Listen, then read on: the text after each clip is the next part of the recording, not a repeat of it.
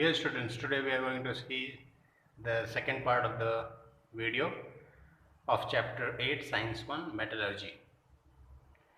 So you can see on the board it is written what is oxidation and what is reduction. So the electronic definition. Electronic means we talk about electrons. Okay, electrons are the only medium through which the current or energy flows from metal to non-metal or metal to metal. So oxidation means what? Oxidation is a kind of process in which metals loses electrons. ऐसा process जिसमें metals का electrons ख़त्म होता है, कम होता है, उसको बोलते हैं ऑक्सीडेशन. रिडक्शन उसका उल्टा, नॉन मेटल जहाँ पे वो इलेक्ट्रॉन्स गेन करते हैं ऐसे प्रोसेस को बोलते हैं रिडक्शन. इजी.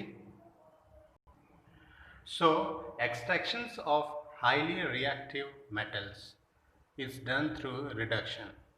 सो रिडक्शन के ज़रिए जो हाईली रिएक्टिव मेटल्स होते हैं उनका एक्सट्रैक्शंस मतलब उनका ओर से निकालना, वो जो प्रोसेस है वो रिडक्शन के थ्रू होता है.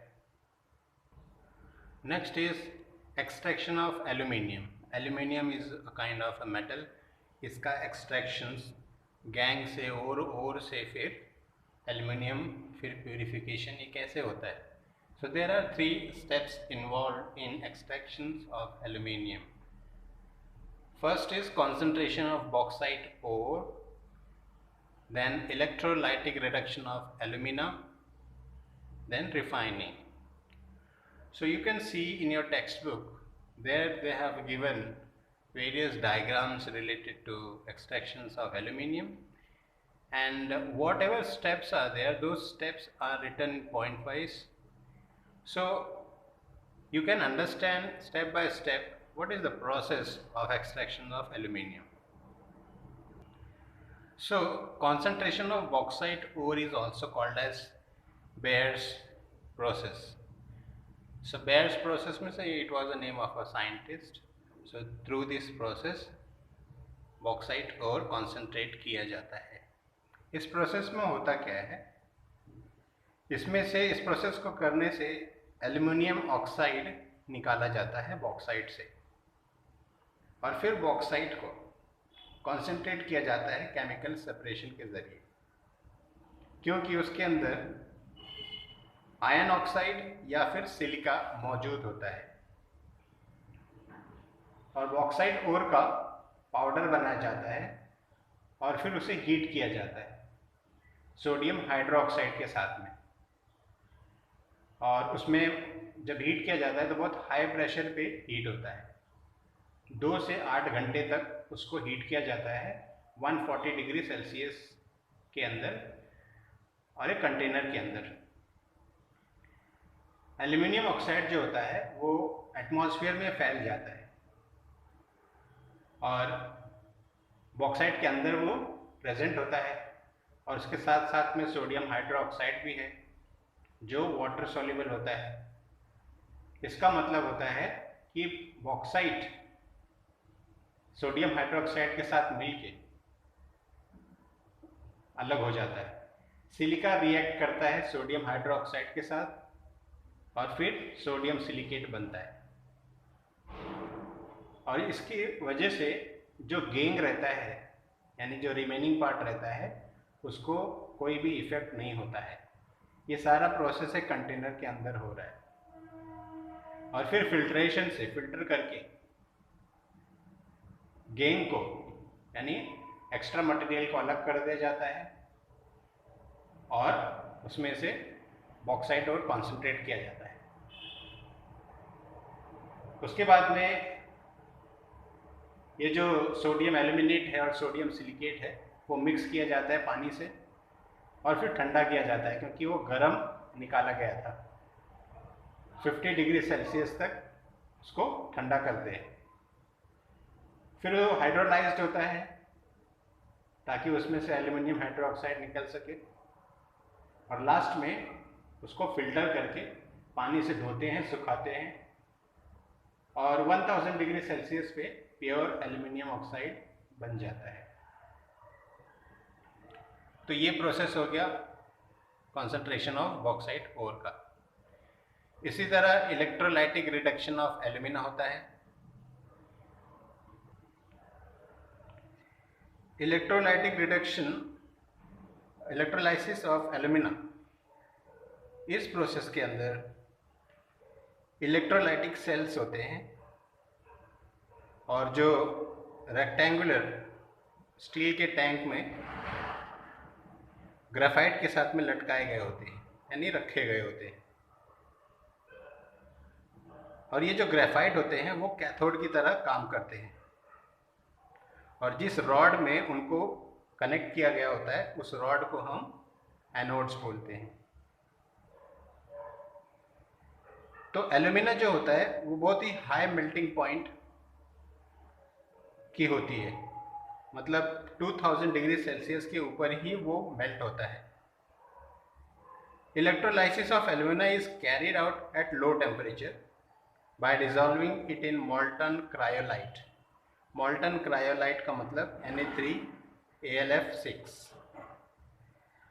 और फिर एल्यूमिना के सॉल्यूशन को जो क्रायोलाइट में होता है वो फ्लोरोस्पार के साथ ऐड किया जाता है। फ्लोरोस्पार है CaF2, ताकि वो जो टेम्परेचर था 2000 डिग्री वो कम हो जाए और 1000 डिग्री सेल्सियस तक लाया जा सके। फिर उसमें इलेक्ट्रिक करंट पास होता है और जो एल्यूमिना अंदर है कंटेनर में वो इलेक्ट्रोलाइज्ड होता है, मतलब करंट उसमें पास होता है। जो मॉल्टन एल्यूमिना था, पिघला हुआ एल्यूमिना, वो कैथोड पे जमा हो जाता है और ऑक्सीजन जो होता है वो एनोड की तरफ जाता है और उसका फिर एक रिएक्शन टेक प्लेस होता है। तो जो पिघला हुआ एल्यूमिनियम है वो इलेक्ट्रोलाइट से हैवी होता है और इस वजह से वो नीचे टैंक के नीचे जाके डिपॉजिट हो जाता है और फिर जैसे ही उसकी क्वांटिटी बढ़ती है डिपॉजिशन की, टाइम टू टाइम उसको निकाल लिया जाता है। 99% प्योर एल्यूमिनियम इस तरीके से इस प्रोसेस में ऑब्टेन किया जाता है।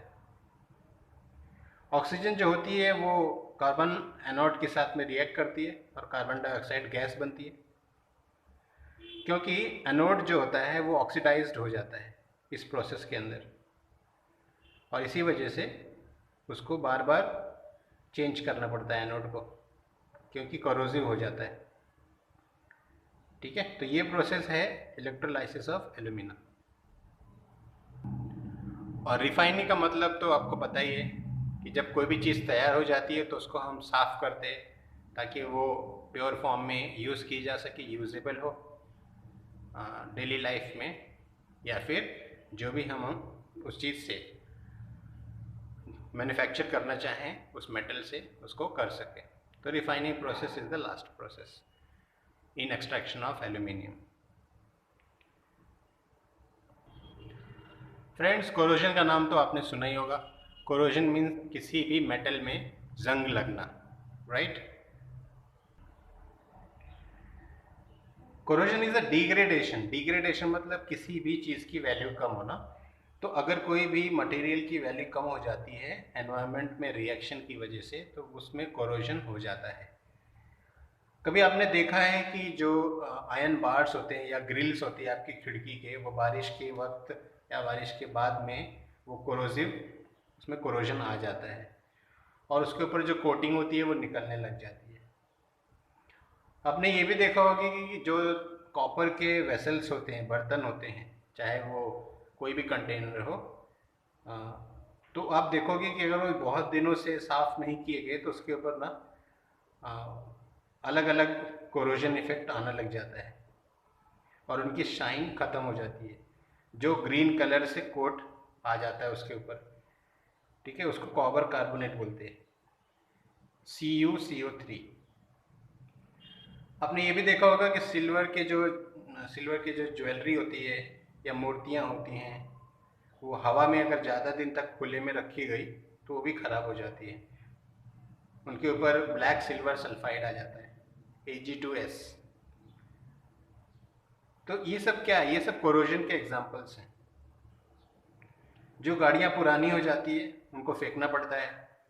रखे रखे गाड़ियों का मेटल गार्ड, टायर, रिंग, फिर उनकी बॉडी, उनके मेटल्स के जो भी पार्ट हैं वो कोरोजिव होने की वजह से अगर कई महीनों तक गाड़ी अनयूज्ड पड़ी है या फिर क्लीनिंग नहीं हुई है, उसका मेंटेनेंस नहीं हुआ है, तो गाड़ी को फेंक दिया जाता है, डंप कर दिया जाता है और फिर उसका फिर से नया मॉल्टन मेल्ट करके उसको नया आयन, नया मेटल में कन्वर्ट करते हैं। तो इससे प्रिवेंशन के क्या तरीके हैं, कैसे हम कोरोजन को प्रिवेंट कर सकते हैं? तो उसके 5 मेथड हैं कोरोजन से बचने के लिए। सो डियर स्टूडेंट्स, जैसे कि मैंने बताया कि कोरोजन के लिए बहुत सारे उपाय हैं कि कैसे हम कोरोजन से अपने मेटल्स को प्रिवेंट कर सकते हैं। तो उसमें होता क्या है, उसमें कोटिंग होती है मेटल्स के सरफेस पे, या फिर उसको पेंट, ऑयल, ग्रीस, वर्निश, इस तरह के एप्लीकेशन होते हैं जिससे हम कोरोजन से बचाते हैं। बड़े लेवल पे इस प्रोसेस को अलग अलग तरीके से नाम दिया गया है, और जैसे कि हमारे घर का ग्रिलिंग जो होता है, खिड़कियों की ग्रिल, दरवाजे, उसके लिए तो ये ऊपर के जो स्टार्टिंग के 2 मेथड मैंने बताए, ये दोनों 1 और 2, तो ये तो हम खुद ही कर सकते हैं।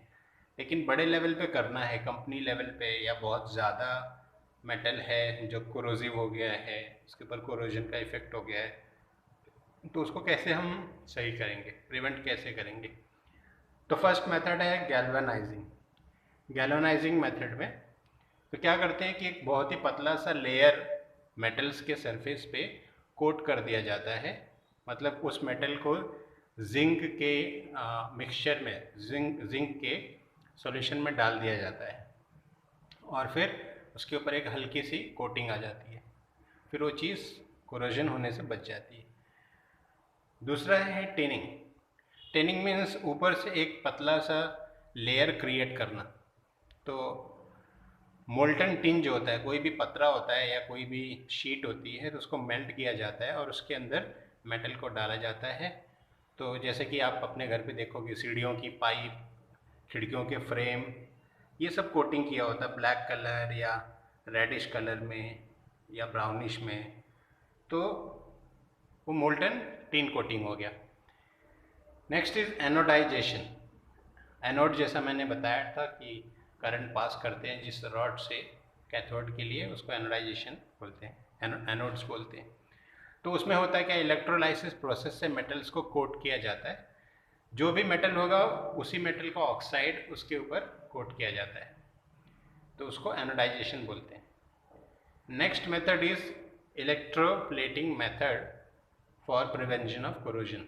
तो इसमें क्या होता है, क्या करते हैं कि जो लेस रिएक्टिव मेटल होता है उसको उठाकर हाईली रिएक्टिव या दूसरे मेटल्स के ऊपर डिपॉजिट कर दिया जाता है, यानी उस पर कोट कर दिया जाता है या सेटल कर दिया जाता है, जिसकी वजह से नए वाला जो मेटल है उसके ऊपर लेस रिएक्टिव मेटल का असर हो जाए और वो कोरोजन से बच सके। यहाँ पर है अलॉइंग।